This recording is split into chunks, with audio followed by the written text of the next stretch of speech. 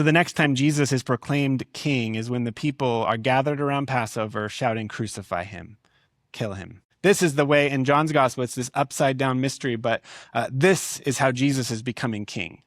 Not because he offered bread and circus to a bunch of hungry people and they with force wanted to make him king, but because he came and he took on our sin, our shame, and our guilt, and he would die the death of a robber and an insurrectionist so that we could have new life. It's the exact opposite of what anyone would have expected. There's actually a good reason why this is all happening around Passover.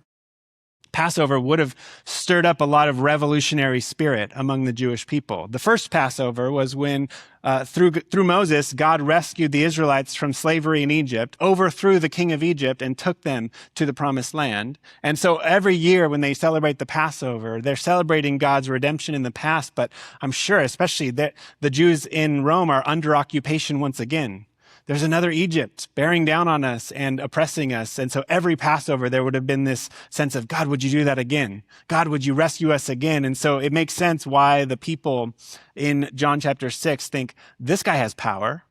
This guy can do a lot. Let's make him our king. Maybe he'll overthrow Rome for us. And so they're thinking in that kind of spirit. And Jesus says, that's not how I'm going to conquer. That's not how I'm going to win a victory. It's going to look like this.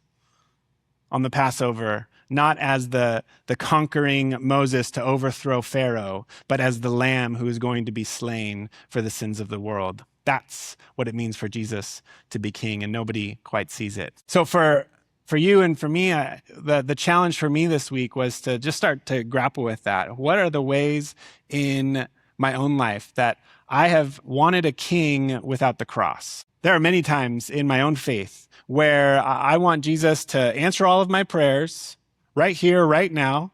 Have it my way, right, Jesus? That's what it means to pray out. You should just answer all my prayers exactly as I give them to you.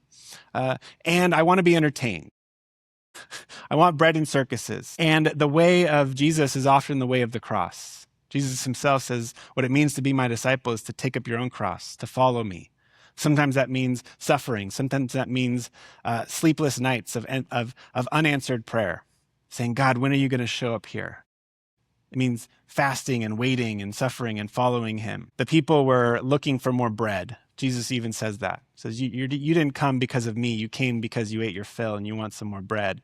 It was the disciples who, even in their fear and doubt, were able to welcome Jesus into their boat. To say, Jesus, I want you. Whatever else comes, I want who you are, who you truly are. I want you to follow. I want you to be the one that I follow. And so for us this week, how are you being challenged by that? As you take stock of just where you spend your time, how you think about your own faith, is there ways that you've been searching after the gifts of Jesus without the gift giver?